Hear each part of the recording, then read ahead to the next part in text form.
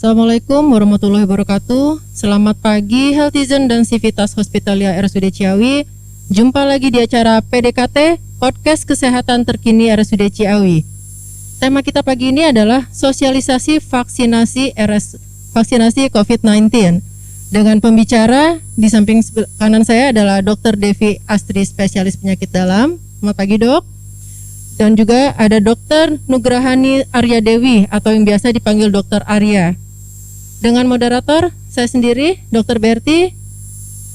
Sekarang kita akan mulai ya Dok ya untuk pemberian sharing-sharing mengenai vaksinasi, karena ini adalah hal yang baru nih yang sedang mulai digencarkan. Namun untuk sosialisasi ini sekarang masih terhadap nakes ya Dok ya. Jadi belum diberikan kepada masyarakat umum, tapi masih diberikan kepada garda depan yaitu nakes serta pemberi pelayanan publik. Mangga Dr. Devi mungkin bisa disampaikan, Dok. Terima kasih Dr. Berti. Assalamualaikum warahmatullahi wabarakatuh. Selamat pagi kepada Healthizen dan Civitas Hospitalia RSUD Ciawi. Nama saya Dr. Devi, spesialis penyakit dalam. Kali ini saya akan sharing tentang materi mengenai vaksin COVID-19. Kita mulai saja. Next. Kenapa ini sangat penting? Kasus COVID-19 ini sudah menjadi pandemi. Pandemi artinya seluruh dunia. Di Indonesia sendiri, per tanggal 1 Februari kemarin, kita sudah lebih dari 1 juta kasus dengan pertambahan perharinya di atas 10.000 kasus per hari. Dan kasus aktifnya juga masih sangat tinggi, sekitar 175.000 kasus, dengan yang meninggal sudah lebih dari 30.000 orang. Ini tentu suatu masalah yang sangat besar. Next. Kenapa kita harus melakukan imunisasi terhadap COVID-19 ini? Ini tujuannya yang pertama untuk menurunkan kesakitan dan kematian akibat COVID-19. Yang kedua, kita akan berusaha mencapai kekebalan kelompok atau herd immunity untuk mencegah penyakit dan melindungi kesehatan masyarakat. Yang ketiga, melindungi dan memperkuat sistem kesehatan secara menyeluruh. Dan yang keempat, kita menjaga produktivitas dan meminimalkan dampak sosial dan juga ekonomi. Next. Kita berkenalan dulu dengan sistem imun. Sistem imunitas itu dibagi atas imunitas yang alamiah dan imunitas yang didapat. Imunitas alamiah bisa secara aktif, yaitu antibodi yang kita dapatkan setelah terkena infeksi, dan juga secara pasif dari ibu yang diberikan ke janin melalui plasenta. Sedangkan untuk imunitas yang didapat secara aktif ini, kita dapatkan antibodinya yang terbentuk setelah pemberian vaksin, sedangkan yang pasif setelah pemberian antibodi. Jadi dengan pemberian vaksin ini kita harapkan akan ada imunitas didapat yang terjadi secara aktif. Next. Apa itu vaksin? Vaksin adalah satu senyawa biologis yang diberikan untuk menghasilkan kekebalan terhadap suatu penyakit dengan cara menstimulasi produksi antibodi. Vaksin ini umumnya mengandung zat yang mewakili kuman penyebab penyakit, yaitu kuman yang dimatikan atau yang dilemahkan. Next. Ini adalah platform dari vaksin COVID-19. Jadi vaksin COVID ini bermacam-macam dan isinya juga bermacam-macam. Kita masih ada yang versi lebih tradisional, yaitu vaksin yang dari virus yang dilemahkan atau sudah dimatikan, atau dari protein dari virus itu sendiri, atau yang lebih modern yaitu dari vektor virusnya, atau bahkan dari RNA dan DNA virusnya. Next. Ini adalah platform dari vaksin-vaksin yang sekarang sudah ada di dunia. Nah, salah satunya nanti adalah Sinovac yang akan kita gunakan. Sinovac ini sendiri platformnya adalah virus yang dilemahkan. Sedangkan lainnya yang mungkin kita sudah kenal seperti Moderna atau Pfizer itu adalah dari mRNA. Next. Vaksin sendiri komposisinya tidak hanya si kumannya itu, tetapi dia juga ada bahan yang tidak aktifnya. Seperti ada bahan adjuvan atau untuk memperkuat, ada bahan pengawet, dan ada bahan penstabil. Ini nanti akan berhubungan dengan reaksi post imunisasi. Next. Nah, semua vaksin yang akan kita gunakan nanti ini sudah melalui tahapan uji klinis vaksin. Sudah lewat fase 1, fase 2, dan terakhir kemarin sudah fase 3. Yang sudah melewati fase 3 itu kemudian akan diperdagangkan dan nanti melewati fase 4. Next.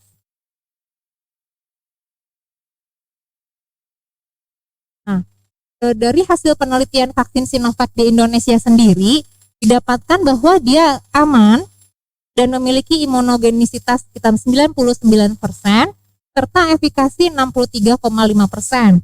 Dengan perbandingan pada kelompok uji yang tidak mendapatkan vaksin atau placebo didapatkan 18 orang yang sakit, sedangkan pada kelompok yang mendapatkan vaksin ada 7 orang yang sakit namun sakitnya ringan. Standar WHO sendiri, sebuah vaksin dikatakan efektif jika efikasinya sudah di atas 50%. Next. Apa itu imunogenisitas vaksin? Yaitu kemampuan antigen atau vaksin untuk memicu respon kekebalan tubuh pada manusia atau hewan. Next. Sedangkan efikasi dan efektivitas vaksin, efikasi adalah penurunan insiden penyakit pada kelompok yang divaksinasi dibanding yang tidak divaksinasi pada kondisi yang optimal, yaitu pada uji klinik. Itu sebabnya kita nanti keluar angkanya efikasi. Sedangkan kalau efektivitas yaitu kemampuan vaksin dalam mencegah penyakit tapi pada populasi dunia nyata. Nanti pada kenyataannya efektivitas itu bisa lebih rendah dibanding efikasi karena kondisinya tidak seoptimal waktu uji klinis. Next. Nah, kita juga ketahui bahwa efikasi penelitian vaksin ini di Indonesia berbeda dengan di tempat lain. Di kita 65,3%, di Turki bisa di atas 91%, dan di Brasil hanya 50,4%. Kenapa bisa berbeda? Karena efikasi juga dipengaruhi oleh karakteristik subjek ujinya. Efikasi vaksin akan tinggi jika subjek ujinya adalah kelompok risiko tinggi. Di kita sampelnya hanya 3.000, sedangkan di Turki dan di Brasil lebih dari 10.000, mereka ada 13.000. Usianya juga Brasil menguji juga pada usia di atas 60 tahun dan mereka lebih banyak yang diujikan kepada tenaga kesehatan. Itu sebabnya kenapa hasilnya beda. Berikutnya, berbicara tentang vaksin, kita pasti harus juga berbicara tentang kejadian ikutan pasca imunisasi karena ini yang ditakutkan oleh banyak orang, ada efek samping setelah dilakukan imunisasi. Apa itu KIPI? KIPI ini adalah kejadian medis yang terjadi setelah imunisasi, dapat berupa reaksi vaksin, reaksi suntikan, kesalahan prosedur, ataupun koinsiden sampai ditentukan adanya hubungan kausal. Jadi sebelum kita tahu itu beneran dari vaksin atau tidak, semuanya kita masukkan ke dalam KIPI atau AFI ya. Next. Ini adalah terminologinya, perbedaannya. Ada perbedaan antara kejadian ikutan dan reaksi simpang. Kejadian ikutan itu kejadian yang tidak diharapkan tanpa kita melihat apakah ada hubungan sebab akibat dengan vaksinasi. Sedangkan kalau reaksi simpang atau adverse reaction, ini kejadian yang tidak diharapkannya sudah ada bukti hubungan antara vaksin dengan kejadian tersebut. Jadi semua kejadian itu semua kita sebutkan sebagai kejadian ikutan, tapi nanti dibagi lagi apakah dia termasuk reaksi simpang atau bukan. Ini adalah kejadian yang mungkin terjadi dari vaksinasi COVID-19. Yang paling sering itu reaksi lokal, ada nyeri, kemerahan, bengkak, ada selulitis. Itu bisa diantisipasi dengan kompres dingin pada lokasi yang nyeri dan diberikan paracetamol.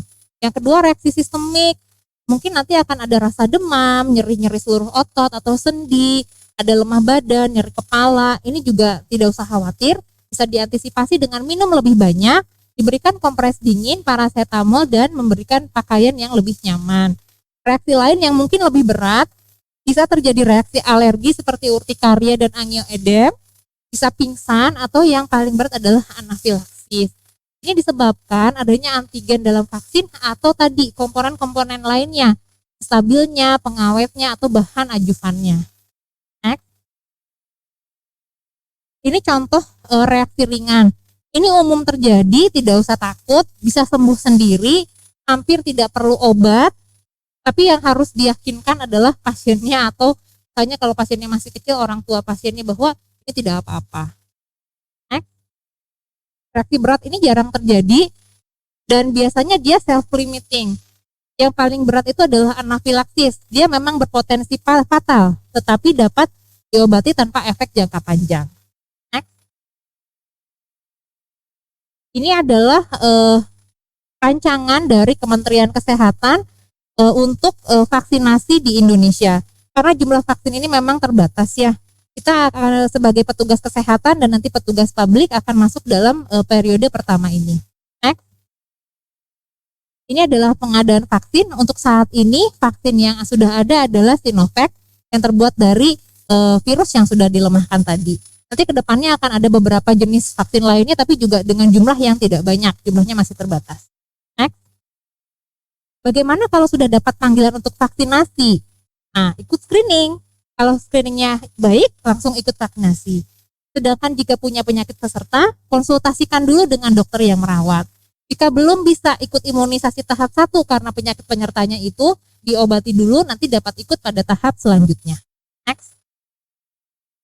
Dari sekian banyak vaksin itu, mana vaksin yang terbaik? Apakah kita dapat ini tuh bukan yang baik? Tentu saja tidak. Karena semua vaksin itu ada keunggulan dan kelemahannya, baik dalam segi efektivitas, keamanan, maupun penyimpanannya.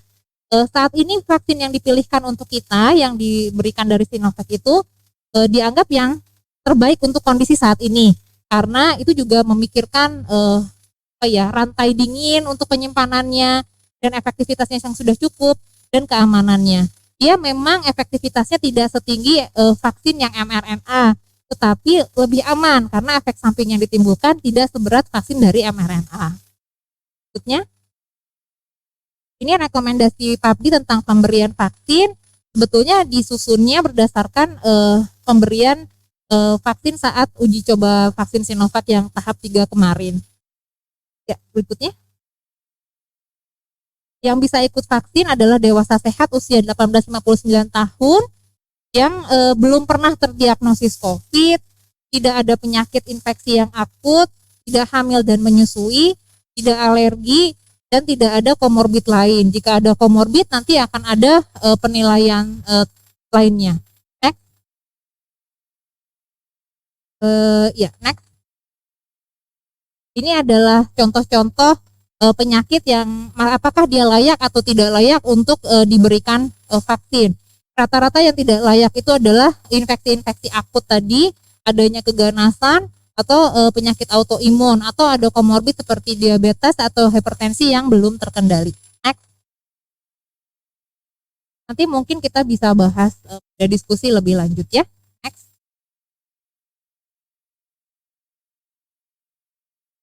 Hipertensi sebetulnya boleh, jangan khawatir karena kita pasti banyak yang hipertensi nih. Saya kemarin dapat laporan banyak yang hipertensi asal ketika akan divaksin tensinya kurang dari 140/90. Diabetes juga boleh ya, asal HbA1c-nya di bawah 7,5 dan sudah terkontrol. Untuk yang obesitas masih bisa, asal tidak ada komorbid. Atau misalnya ada nodul atau ada apa, selama dia tidak ganas, dia masih layak untuk dilakukan vaksinasi. Jadi bisa konsultasikan dulu dengan dokter. Ya, next. Pendonor darah juga boleh ya untuk vaksinasi, tidak masalah. Tetapi mungkin menunggu sekitar 6 minggu dari vaksin untuk donor. Next. Ya, gangguan psikosomatis juga bisa, walaupun sering cemas dan segala macam, tapi mungkin harus diperhatikan nanti jangan-jangan semua gejala dianggap kipi. Ya. Next. Ya, demikian pemaparan dari saya tentang perkenalan COVID-19. Nanti saya serahkan kembali pada Dr. Berti. Terima kasih. Baik, terima kasih Dr. Devi. Ini sharingnya bagus sekali ya dok ya. Ini jadi membuka wawasan dan memberikan informasi kepada healthizen dan juga Civitas Hospitalia mengenai vaksinasi COVID-19. Baik, sebelum kita maju ke diskusi, selanjutnya akan ada Dr. Arya. Namun tolong ini ya rekan-rekan healthizen juga Civitas mengikuti ya sampai akhir, karena nanti di akhir acara kami akan memberikan giveaway. Kami punya 2 paket starter kit adaptasi new normal. Lumayan ya ini, jadi bisa ini untuk beberapa waktu ya kita punya persediaan. Nanti juga bisa mengirimkan pertanyaan ya ke media sosial, bisa via Zoom juga. Nanti di akhir acara akan kami berikan jawaban atau diskusinya. Baik, untuk topik selanjutnya kepada Dr. Arya mengenai sosialisasi teknis pelaksanaan, karena pada saat ini kami hari ketiga ya Dok ya, kita sudah mulai melaksanakan vaksinasi COVID-19 untuk tenaga kesehatan kami. Baik, silakan Dok. Assalamualaikum warahmatullahi wabarakatuh. Selamat pagi Healthizen dan Civitas Hospitalia RSUD Ciawi. Alhamdulillah hari ini saya diberi kesempatan untuk bercerita tentang teknis pelaksanaan vaksinasi COVID-19 di RSUD Ciawi. Right? Oh ya, perkenalan dulu. Nama saya Nugrahani Arya Dewi, bisa disapa Arya. Kalau dipanggil Dewi malah nggak nengok, nggak ngeh kalau nama ada Dewinya. Selanjutnya ya tadi sudah dijelaskan oleh Dr. Devi secara gamblang. Untuk vaksinasi ini dibagi menjadi 4 tahapan. Ya, next. Dengan kelompok sasaran sebagai berikut, yaitu penduduk dengan kondisi sehat dan pekerjaannya berisiko tinggi terhadap penularan COVID-19. Next. Tahap 1 di Januari dan April 2021 dengan sasaran tenaga kesehatan, asisten tenaga kesehatan, tenaga penunjang, serta mahasiswa yang sedang menjalani pendidikan profesi kedokteran yang bekerja pada Fasiankes.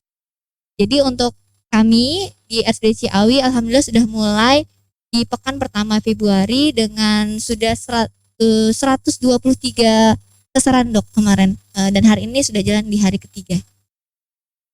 Next. Dan tahap kedua yaitu TNI, Polri, aparat hukum, dan petugas pelayan publik lainnya yang terlibat langsung dengan pelayanan masyarakat, serta kelompok usia lanjut di atas 60 tahun. Nah, untuk usia lansia nanti menunggu instruksi lebih lanjut dari pemerintah. Dan tahap 3, next, yaitu masyarakat di April 2021 sampai Maret 2022, yaitu masyarakat rentan dari aspek geospasial, sosial, dan ekonomi. Next. Dan di tahap 4 di April 2021 sampai Maret 2022, yaitu masyarakat dengan dan pelaku perekonomian lainnya dengan pendekatan klaster sesuai dengan ketersediaan vaksin. Karena memang vaksin ini masih terbatas. Jadi waktu pelaksanaannya di Januari 2021 sampai April 2022. Nah ini pelaksanaannya mempertimbangkan ketersediaan, waktu kedatangan, dan profil keamanan vaksin. Memang dari pemerintah memperhatikan sekali untuk pendistribusian vaksin ini, rantai dinginnya dari mulai penerimaan, kemudian distribusi sampai nanti diberikan kepada sasaran dengan suhu yang terjaga. Dan alhamdulillah juga sudah mendapatkan fatwa MUI untuk kehalalannya. Next. Dan tempat pelaksananya adalah tempat-tempat yang sudah dipilih oleh pemerintah, yaitu puskesmas, puskesmas pembantu, klinik, rumah sakit, maupun klinik kantor kesehatan maupun pelabuhan. Dan sumber daya manusia yang untuk pelaksana vaksinasi ini alhamdulillah sudah terlatih semua. Next. Nah, tadi sudah dijelaskan juga oleh Dr. Devi efek samping. Efek samping yang timbul dapat beragam, pada umumnya ringan dan bersifat sementara dan tidak selalu ada. Jadi ada yang muncul, ada yang tidak, bergantung kepada kondisi tubuh sasaran. Efek samping yang ringan seperti demam dan nyeri otot atau ruam-ruam pada bekas suntikan, dan itu merupakan hal yang wajar namun perlu tetap dimonitor. Next. Nah ini jadwal pelaksanaannya untuk di RSUD Ciawi, kami mulai pekan pertama Februari dengan pelaksanaan hari Senin sampai Jumat dibagi menjadi 4 sesi dengan satu sesinya masing-masing 25 sasaran. Next. Nah ini sedikit gambaran mengenai alur pelayanan vaksinasi COVID-19. Nanti bila mana Healthizen mendapat panggilan untuk vaksinasi, jadi akan bertemu dengan 4 meja ini. Meja pertama teman-teman Healthizen akan daftarkan dulu, registrasi dulu, nanti akan ditanyakan nomor NIK-nya. Sehingga Healthizen wajib membawa IKTP-nya. Nanti akan dicek, kemudian lanjut ke meja 2 yaitu screening. Nanti di sini akan di screening, akan diperiksa dulu suhunya, kemudian tensinya berapa, dan diberikan beberapa pertanyaan screening. Nah, apakah lolos atau tidak untuk lanjut ke tahap vaksinasi. Di meja 3, nanti healthizen akan divaksinasi oleh petugas, yaitu diberikan suntikan secara intramuskular di daerah lengan atas kiri. Nah, selanjutnya di meja 4 yaitu pencatatan dan observasi. Nanti setelah dicatat, healthizen akan diobservasi selama 30 menit apakah ada gejala setelah pemberian vaksin. Nanti bila sudah selesai 30 menit observasi, nanti akan diberikan kartu vaksinasi dan di sana juga sudah tertera untuk pemberiannya dosis pertama tanggal berapa, dan karena untuk saat ini Sinovac yaitu pemberian dosis kedua yaitu 14 hari kemudian. Kemudian bila ada gejala ikutan nanti bisa melapor kepada kontak person yang ada di kartu vaksinasi tersebut. Selanjutnya, nah tadi sudah dijelaskan juga tentang KIPI yaitu kejadian ikutan pasca imunisasi. Jadi teman-teman healthizen jangan khawatir, nanti bila terjadi nanti bisa melapor kepada kontak person yang sudah kami cantumkan. Next. Ini ya sudah ada peraturan Menteri Kesehatannya. Next. Nah ini ada jenis KIPI yang serius dan non serius. Lebih banyak yang memang yang non serius nanti bisa ditindaklanjuti. Next. Nah ini juga sudah ada sistem pelaporannya juga. Jadi memang healthizen yang mendapatkan vaksinasi benar-benar akan dipantau. Next. Nah ini sudah ada juga alurnya. Next. Dan ada kontak personnya nanti. Next. Nah ini ya, dengan kita melakukan vaksinasi tidak berarti kita bebas dari protokol kesehatan. Ini sudah menjadi kebiasaan baru. Tetap melakukan 3 pesan kunci yaitu menggunakan masker, mencuci tangan, dan menjaga jarak. Next. Dan adaptasi kebiasaan baru lainnya yaitu menggunakan masker, tetap menjaga jarak dimanapun teman-teman berada, gizi seimbang, kelola stres, kelola komorbid, tidur yang cukup, olahraga, kemudian mandi setelah berpergian, disinfeksi, dan cuci tangan. Seperti kita ya dok ya, datang mandi, pulang mandi, sampai rumah mandi lagi, pokoknya mandi terus. Sekian dan terima kasih. Saya kembalikan kepada Dr. Betty sebagai moderator. Terima kasih Dr. Arya. Ini jadi ada gambaran lagi ya, sekali lagi mungkin untuk healthizen, mungkin kalau untuk Civitas Hospitalia mungkin sudah sebagian sudah mulai terinformasi lah, karena kita sudah menginjak hari ke-3 ya dok ya, hari ke-3, jadi sudah mulai ada mulai ada gambaran mengenai teknis di lapangan. Baik, mungkin sebelum kita lanjut diskusi ada pertanyaan nih dok ya. Ini kita bisa lihat di layar. Oke, ini ada pertanyaan dari Instagram. Jika kita tidak tahu pernah confirm, lalu kita disuntik, apakah berbahaya, dok? Kemudian ada lagi efek samping setelah vaksin dari ordinary, ini dari IG juga. Kemudian yang ketiga mau tanya, vaksin untuk anak usia 0 tahun, baru lahir berarti ya dok ya. Apakah aman? Apakah vaksin ini wajib bagi seluruh rakyat Indonesia? Dari Kota Bugareni. Baik, mungkin 3 pertanyaan dulu ya, healthizen ya. Mangga dari Dokter Devi bisa. Terima kasih atas pertanyaannya. Untuk pertanyaan yang pertama ini, mungkin ini banyak ditanyakan oleh orang-orang. Kalau kita tidak tahu nih dok, mungkin kita pernah jadi OTG, tapi kita disuntik, bahaya atau tidak? Itu tidak. Ketika kita sudah pernah terinfeksi COVID-19, ada gejala maupun tidak, badan kita akan memicu tadi itu. Kita jadi punya antibodi. Nah, dengan diberikan vaksin COVID-19, itu bisa bertindak sebagai booster. Jadi antibodi yang sudah ada tuh malah lebih dinaikkan. Jadi justru kekebalannya akan lebih meningkat. Tetapi untuk saat ini karena stok vaksin terbatas, orang-orang yang sudah pernah terkonfirmasi COVID tidak diberikan dulu, bukan prioritas dulu karena kita anggap sudah ada antibodinya. Jadi ini diberikan kepada orang yang belum pernah kena dulu supaya dia punya antibodi. Nanti mungkin beberapa tahun yang akan datang stok vaksin itu akan berlimpah karena sekarang penelitian sedang banyak. Itu orang-orang yang sudah terkena COVID bisa divaksin untuk booster. Jadi jangan khawatir. Saya takut nih dok, saya OTG, nanti saya divaksin kenapa-kenapa. Insya Allah nggak apa-apa. Justru akan menjadi booster dan antibodi yang kita hasilkan akan lebih baik dibanding yang belum pernah kena. Ya. Untuk efek samping tadi sudah dijelaskan. Efek sampingnya ada yang lokal, cuma kemerahan, nyeri, pegel-pegel, sistemik seperti demam, meriang, sendinya sakit-sakit, itu ringan, tidak apa-apa, tidak usah khawatir, itu biasa terjadi. Biasanya dalam 24 sampai 72 jam akan menghilang. Ada juga yang berat, seperti misalnya alergi atau anafilaktik. Itu memang kita tidak bisa memprediksi ya, ini orang akan anafilaktik atau tidak. Tetapi dalam setiap vaksinasi itu kita lengkapi dengan kit anafilaktik. Jadi seandainya terjadi itu bisa langsung diatasi dengan cepat. Untuk anafilaktik sendiri dia secara teori tidak akan ada efek samping berkepanjangan. Dia sifatnya hanya saat itu saja. Dia diatasi dengan baik, selesai masalahnya. Jadi tidak usah khawatir. Apalagi untuk vaksin yang disuntikan pada kita sekarang ini, dari penelitian didapatkan efek sampingnya tidak ada yang berat. Efek sampingnya hanya seperti itu saja. Sedangkan untuk pertanyaan ketiga, vaksin untuk anak dari usia 0 tahun.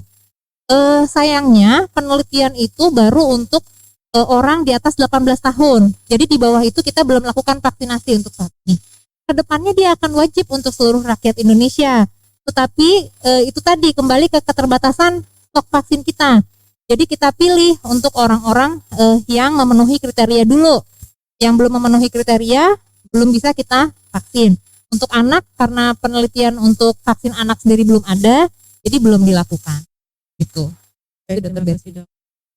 Ini juga ada pertanyaan yang keempat, mungkin karena memang sedang banyak ini ya pro kontra ya, dokter Arya juga pasti udah tahu. Ini kita banyak pro kontra mengenai vaksinasi nih dokter Devi. Ini ada pertanyaan, ada kontroversi tentang vaksin COVID saat uji klinis tahap 3, ada yang bilang belum ada pengumuman hasil uji klinis Bio Farma dari Silvianti Arifin. Jadi mungkin mengenai yang Sinovac dok, apakah uji klinisnya sebenarnya sudah ada? Tapi kalau ini harusnya sih sudah ada ya dok ya, karena sudah mulai diedarkan oleh pemerintah. Silakan dok. Untuk uji klinis sendiri itu sudah dilakukan dan sudah selesai. Jadi kita itu kan penelitiannya banyak, tapi yang kita kemarin pakai sebagai dasar itu adalah uji dari vaksin Sinovac yang dilakukan di Bandung. Nah itu sudah selesai dengan jumlah sampel 3.000 orang. Jadi tidak benar bahwa uji klinisnya belum selesai. Itu sudah selesai. Dengan keadaan emergensi, kita walaupun sampelnya belum banyak, tapi sudah terbukti aman dan efektif. Makanya BPOM memberikan rekomendasi emergency use authorization. Makanya kita bisa. Selain itu juga jangan khawatir karena dari MUI sudah ada sertifikasi halal. Jadi tentu saja yang diberikan sudah melewati fase uji. Tadi kita sudah jelaskan dia sudah melewati fase 1, fase 2, fase 3 yang kemarin diumumkan. Yang belum memang fase 4. Karena kalau fase 4 itu dilakukannya sambil kita jalan. Sambil jalan sudah dilakukan vaksinasinya itu dia panjang ke depan. Nanti kita juga dari penelitian fase 4 itu akan tahu kapan sih kita harus booster vaksinnya, apa efek jangka panjangnya lagi. Tapi untuk jangka saat ini itu sudah aman, efektif dan halal. Jadi insya Allah demikian. Pertanyaan kedua ini dok, imunisasi bagi anak usia di bawah 2 tahun yang punya riwayat kejang sepertinya belum bisa ya dok ya? Ya, untuk saat ini kalau imunisasinya spesifik ke COVID-19 kita belum melakukan. Jadi belum bisa kalau untuk anak karena penelitiannya belum bisa. Untuk saat ini baru usia 18 sampai 59 tahun. Untuk usia di atas 60 tahun pun juga belum belum bisa. Kalau di luar negeri sudah ada penelitiannya tapi dengan vaksin yang mRNA, belum ada yang dengan vaksin CoronaVac ini. Yang contoh seperti di Amerika ya dok ya, tahu saya Amerika sama Eropa, mereka sudah melakukan vaksinasi pada lansia tapi dengan vaksin yang mRNA platformnya, bukan vaksin yang platform yang kita pakai saat ini. Jadi menggunakan Pfizer atau Moderna Pfizer ya, ataupun setahu Moderna. saya. Ya. Betul, dokter. Ini untuk dokter Arya nih selaku satu dokter yang ada di polivaksin ya kita bisa nyebutnya ya dok ya. Jika sudah divaksin, efek samping bisa timbul sampai H plus berapa nih dok? Oke, baik. Untuk pertanyaan lanjutan, ini dari Instagram dari Putri Lala Iskandar. Apakah vaksin melindungi dari COVID-19 ringan dan berat? Jika tidak, keduanya lebih menuju ke ringan atau berat. Apakah vaksin bisa menghentikan penularan virus COVID-19? Mohon penjelasan. Enggak, Dokter Devi? Kita bicaranya dari penelitian ya. Kalau dari penelitian, dia belum berefek baik untuk COVID yang berat. Jadi dia tidak bisa mencegah COVID berat. Seandainya si orang ini sudah divaksin, tapi kemudian dia kena COVID, masih ada kemungkinan dia kena COVID yang berat gitu. Dan vaksin juga tidak melindungi penularan. Itu sebabnya nanti setelah divaksin bukan berarti kita langsung bebas. Tadi seperti Dokter Arya sudah sampaikan, setelah vaksin kita tetap harus melakukan protokol kesehatan dengan 3M. Tambah 5M ya sekarang ya dok ya, yang menjauhi kerumunan dan segala macam seperti itu.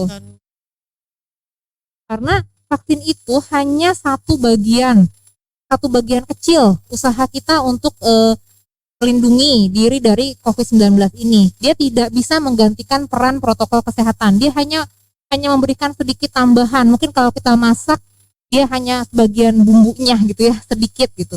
Hanya bagian kecil dari itu. Tetap utamanya adalah kita harus melakukan protokol kesehatan yang baik dan benar. Untuk beberapa vaksin yang sudah diuji, yang bisa mencegah vaksin berat juga hanya sedikit, dok. Jadi memang vaksin-vaksin yang saat ini ada belum bisa mencegah. Oh, jadinya nanti sakitnya jadi nggak berat, itu belum bisa. Kita memang itu tadi efikasi tidak terlalu besar. Dia juga belum bisa mencegah yang berat. Jadi setelah divaksin ya tetap harus kita ikhtiar dengan menjaga protokol. Ya, bukan berarti langsung bebas. Langsung bebas dok ya, langsung kongko. Iya. Iya. Baik, ini dari IG, dari Mas Agung Chandra 98 untuk Dokter Arya. Gratis apa berbayar untuk divaksin, dok? Rencana pemerintah mengeluarkan untuk vaksin ini gratis untuk semua. Saat ini digratiskan, namun mungkin dapat saya Bertahap. pertegaskan mungkin secara bertahap. Nakes dulu baru umum ya, dan ini untuk jenis vaksin yang Sinovac ya dok ya.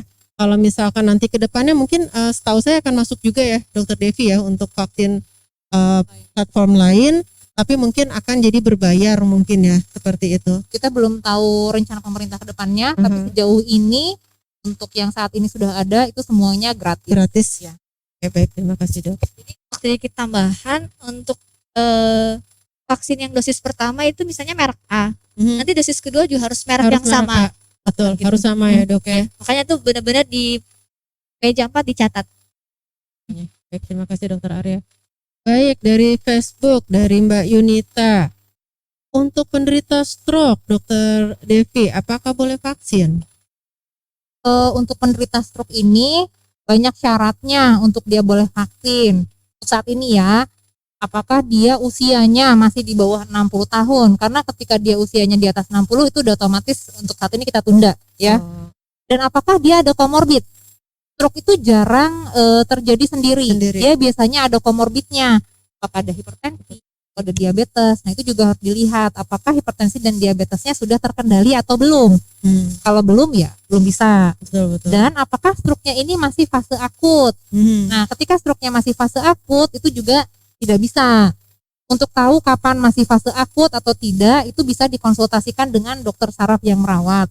Sedangkan untuk komorbidnya misalnya dia ada sakit jantung, ada sakit gula, sakit hipertensi, itu bisa dikonsultasikan dengan dokter. Karena kita tidak bisa menggeneralisir oh semua pasien stroke itu pasti sama, tidak, berbeda-beda ininya. Betul.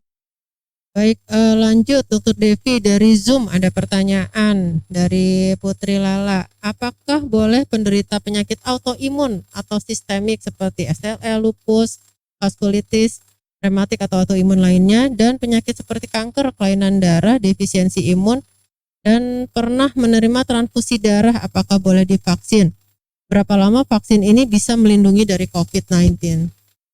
Ya, sayangnya untuk penderita autoimun atau keganasan dan kelainan darah itu belum bisa divaksin karena penelitiannya juga belum ada yang memberikan hasil apakah dia efektif atau efisien. Jadi belum sampai. Mungkin nanti beberapa tahun lagi akan ada penelitian tentang itu, tetapi karena saat ini belum ada, autoimun, kelainan darah, keganasan itu tidak. Jadi Tidak bisa belum belum saat mungkin ini belum bisa. belum diuji coba klinis ya, Dok ya. Karena belum Jadi ada belum uji ada coba klinisnya. sampel dengan kelainan penyakit autoimun atau keganasan yang dilakukan uji klinis untuk vaksin ini, seperti itu ya. Ya. Untuk Mbak Putri ya mungkin dapat diterima ya. Kalau untuk Yang berapa berapa lama, lama vaksin ini bisa melindungi dari COVID-19, itu juga penelitiannya belum selesai. Kita kan masih akan ada tahap 4 nih, uji tahap 4. Nah, itu untuk saat ini saya belum bisa jawab dan peneliti yang lain juga belum ada yang bisa jawab berapa lama vaksin ini bisa melindungi. Jadi itu nanti mungkin baru beberapa tahun lagi kita mendapatkan jawabannya karena penelitian fase 4 itu kan berjalan sambil kita divaksin. Ya, makanya tetap masih butuh booster ya, Dok ya, untuk berjarak 2 minggu ya, Dokter Arya ya. Cuman tadi ini ya, Dok ya, kalau saya tangkap kan vaksin ini sebenarnya banyak pertanyaan itu kalau dari kemarin juga kita sosialisasi karyawan, kenapa dibatasi seperti itu kan? Kenapa yang positif nggak dulu gitu? Terus kenapa misalnya yang lansia nanti dulu? Ya mungkin yang kemarin kita pernah bahas itu, Dok. Jadi perihal mungkin prioritas ya, Dok ya. Ini kan pandemi ya, pandemi ini sudah baru berlangsung setahun dan tapi sangat berat ya sehingga bikin seluruh dunia kalang kabut. Pembuatan vaksin untuk COVID sendiri ini terbilang ngebut sebetulnya, Dok, karena kan kita sangat butuh ya, dan karena ngebut ini kapasitas produksi terbatas, jadi persediaan vaksin ini juga terbatas, tidak hanya di Indonesia tapi juga di negara-negara lain juga terbatas.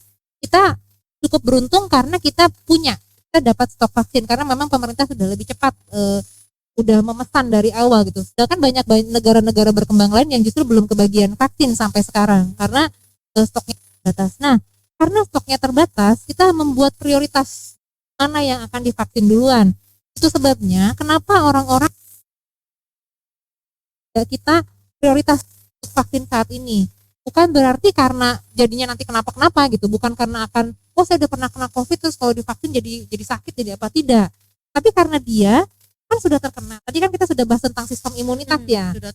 Nah, dia sudah terbentuk sistem imunitas karena dia sudah terpapar dengan infeksi COVID-19 itu.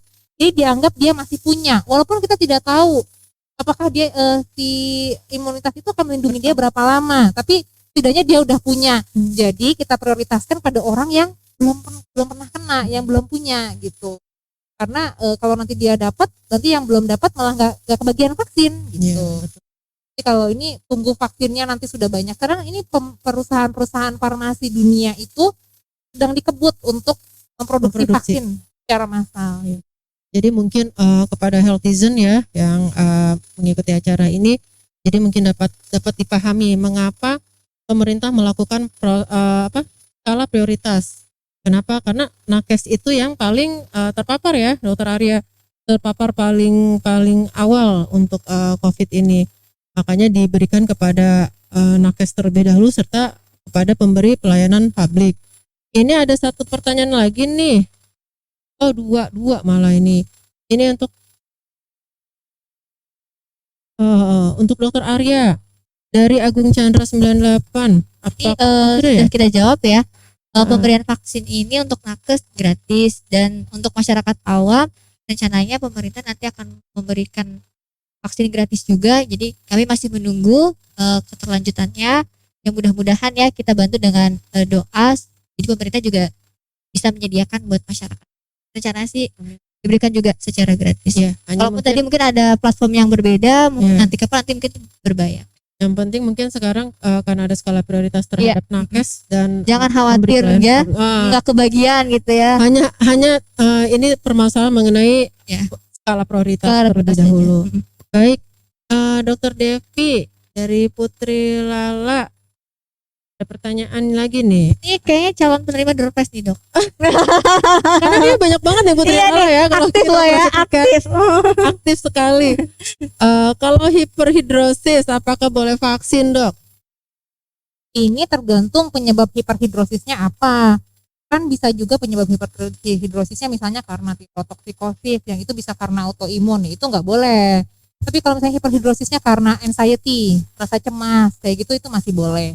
Jadi untuk mengetahui penyebab hiperhidrosisnya, konsultasikan dulu pada dokter yang merawat ya. Nah, harus tahu penyebabnya dulu apa. Kalau misalnya penyebabnya itu tadi berhubungan sama autoimun, tidak bisa.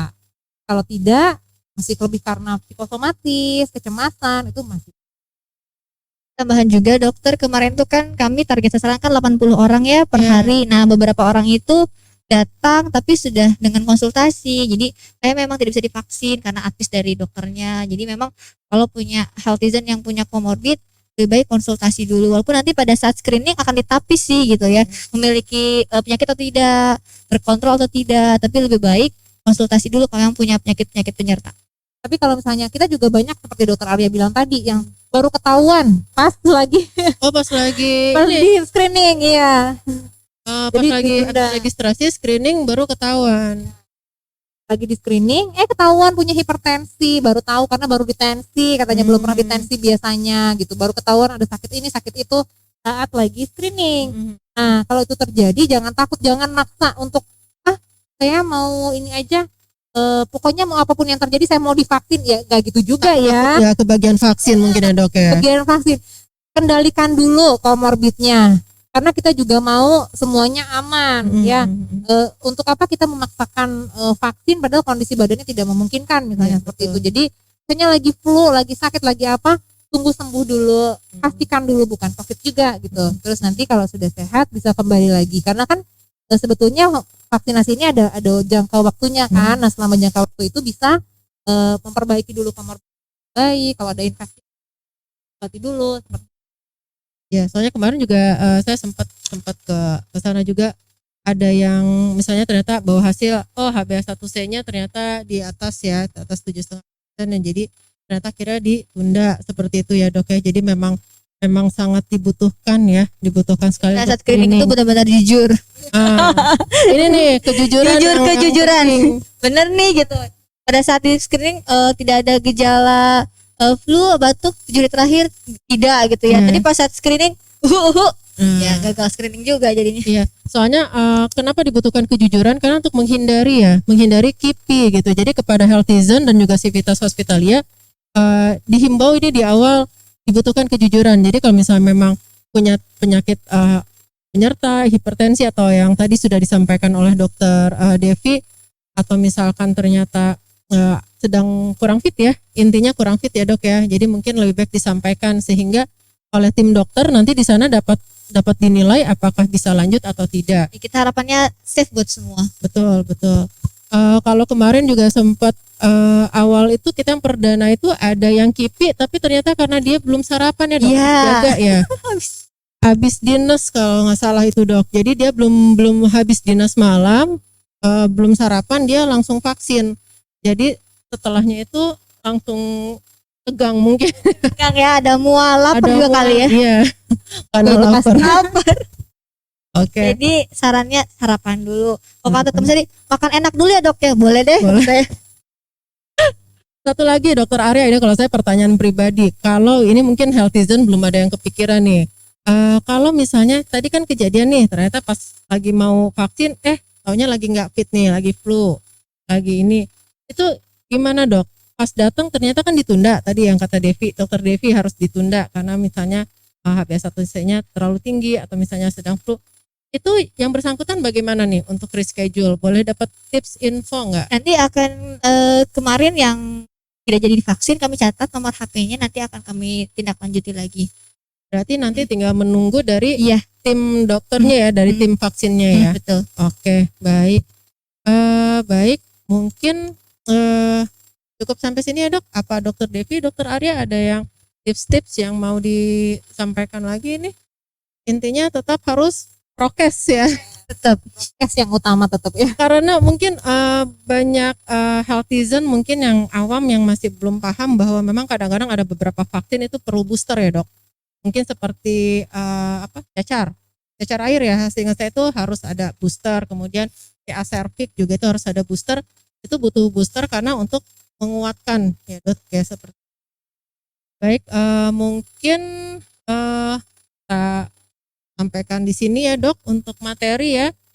Nah ini sudah diindikan, sudah dinilai oleh Siapa yang tim dapat nih panitia ya? nih. Siapa nih? Baik, nih siapa nih Dokter Devi, Dokter Arya, pemenang giveaway nomor 1 Dokter Devi siapa dok? Pemenang giveaway-nya yang pertama kita tadi seperti sudah kita bahas ya. Putri Lala. Oh, Selamat ya untuk Putri Lala. yeah. Yang kedua Dokter Arya siapa dok? Silvianti Arifin 92. Oke, Coba dibuka, Dok. baik.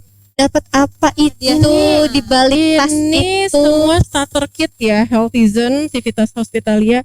Ini aduh saya juga mau kalau kayak gini dok. Ini kita ada Lumayan banget ya, mahal Dok. banget ini. Sekarang jadi jajan masker tuh jadi kebutuhan ya. Jadi masker sama sanitizer. Iya. Ini udah all in ya untuk Healthizen. Ini ada masker.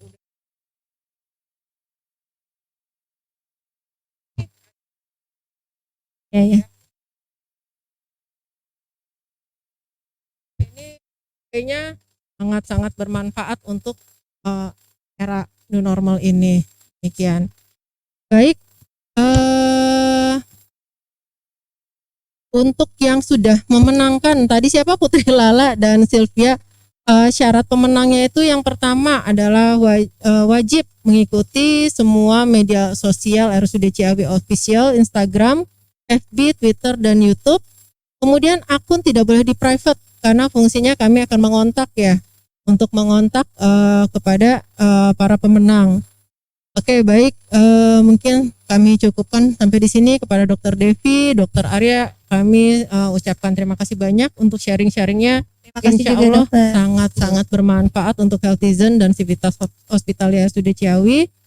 Terima kasih telah bergabung di PDKT hari ini. Jangan lupa ikuti terus acara PDKT di edisi selanjutnya. Dan juga jangan lupa untuk follow, like, subscribe, share sosmed RSUD Ciawi. Yaitu di Instagram RSUD Ciawi _official, Facebook RSUD Ciawi, Twitter RSUD Ciawi.official, YouTube RSUD Ciawi. Baik, saya sampaikan cukup sampai di sini. Di akhir kata saya ucapkan terima kasih untuk kehadiran Healthizen dan Civitas Hospitalia. Mohon maaf bila ada kekurangan dan kesalahan kata dari kami. Assalamualaikum warahmatullahi wabarakatuh. Terima kasih. Bye-bye.